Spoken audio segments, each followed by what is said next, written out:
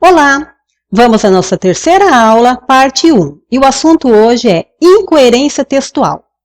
Vamos entender o que é um texto incoerente. Um texto incoerente é aquele texto que não possui sentido, que não tem lógica. Existem muitas questões que envolvem a incoerência textual.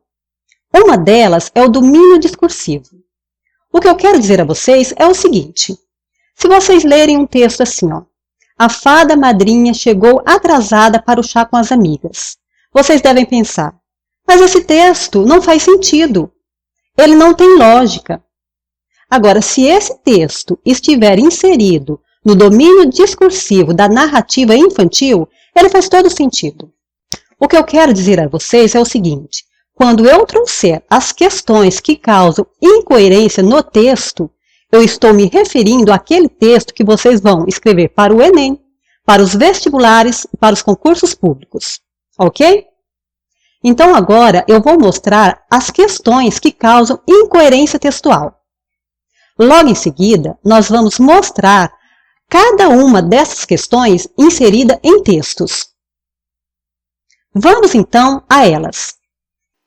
Causas de incoerência textual: uso inadequado da vírgula, assunto indefinido, contradição, semântica, nível de linguagem e também conjunções inadequadas. Agora que nós vimos as questões que envolvem a incoerência textual, nós vamos ver cada uma dessa questão aplicada em textos. Vamos dar uma olhadinha. O homem saiu de casa na cabeça.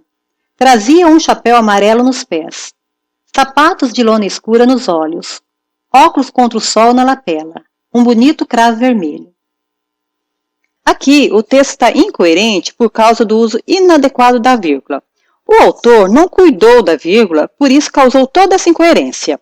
Como que uma pessoa traz chapéu nos pés, sapatos nos olhos e óculos na lapela? Vamos dar uma olhadinha nesse mesmo texto, só que agora com o uso adequado da vírgula. O homem saiu de casa. Na cabeça trazia um chapéu amarelo. Nos pés, sapatos de lona escura. Nos olhos, óculos contra o sol. Na lapela, um bonito cravo vermelho. Vamos ao nosso próximo exemplo. Os problemas de um povo têm de ser resolvidos pelo presidente. Este deve ter ideais muito elevados. Esses ideais se concretizarão durante a vigência de seu mandato. O seu mandato deve ser respeitado por todos. Aqui nós temos um texto totalmente embolado, por causa disso incoerente. O autor não definiu o assunto sobre o qual vai falar, se é sobre os problemas do povo ou se é sobre os ideais do presidente. Definir o assunto é algo muito importante para a coerência textual. Vamos dar uma olhadinha nesse próximo exemplo. Quer demagogia? Assista à propaganda eleitoral. Os candidatos, famintos por votos, prometem lutar pelos direitos do povo, trabalhar para o povo. No entanto, quando eleitos, suas promessas são esquecidas. A eles só interessam seus próprios interesses. Vocês conseguem observar a diferença desse texto para o texto anterior? Aqui o autor ele conseguiu definir bem o assunto. Ele quer falar sobre toda essa demagogia, essa promessa que envolve os políticos durante a campanha eleitoral. Vamos a mais um exemplo. Lá dentro havia uma fumaça espessa que não deixava que víssemos ninguém. Meu colega foi à cozinha, deixando-me sozinho. Fiquei encostado na parede da sala, observando as pessoas que lá estavam. Na festa havia pessoas de todos os tipos: ruivas, brancas, pretas, amarelas, altas, baixas, etc. Aqui o texto está incoerente por causa da contradição. O autor entrou em contradição ao dizer que havia uma fumaça espessa que não deixava que víssemos ninguém. Logo em seguida, ele conseguiu ver pessoas ruivas, brancas, pretas. Temos de tomar muito cuidado com a contradição. Vamos a mais um exemplo. Seguro-desemprego, FGTS, horas extras e previdência social são alguns direitos conquistados pelos trabalhadores e presentes na consolidação das leis do trabalho. CLT. No entanto, o trabalhador doméstico está à margem dessa conquista, pois a eles não são oferecidos todos os benefícios. Sabemos da importância do trabalho doméstico e da necessidade de equipará-lo aos demais trabalhos. Por isso, a proposta de emenda constitucional, conhecida como PEC das Domésticas, que amplia os direitos trabalhistas dessa classe, deve ser revogada com urgência. Aqui a incoerência textual se deu no nível semântico. Quando o autor usa a palavra revogada, ele deixa o seu texto incoerente. Por quê? Porque a palavra revogada significa anulada, cancelada. Então, o autor ele inicia o seu texto dizendo que ele é a favor que as empregadas domésticas tenham todos os direitos que os demais trabalhadores.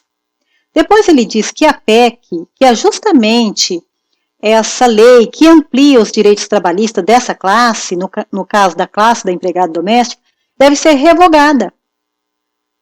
Aqui o autor demonstrou desconhecer o sentido da palavra revogada.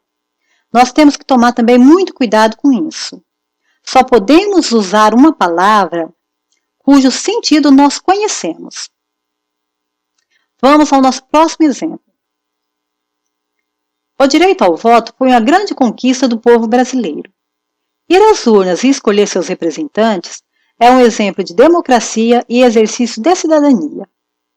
O voto representa, acima de tudo, a participação de uma nação na vida social, política e econômica de seu país. Apesar disso, muitos acham um saco votar e preferem ficar em casa de boa. Aqui nós temos um texto incoerente no nível de linguagem. O autor começou bem o texto, abordando um assunto importante, que é o direito ao voto, à cidadania, mas ele encerra o texto usando gírias, um saco e ficar em casa de boa.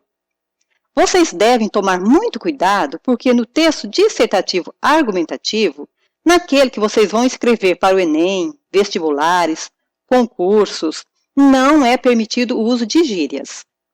E assim nós encerramos a nossa terceira aula, parte 1, e na próxima aula nós vamos continuar com a incoerência textual. Até mais!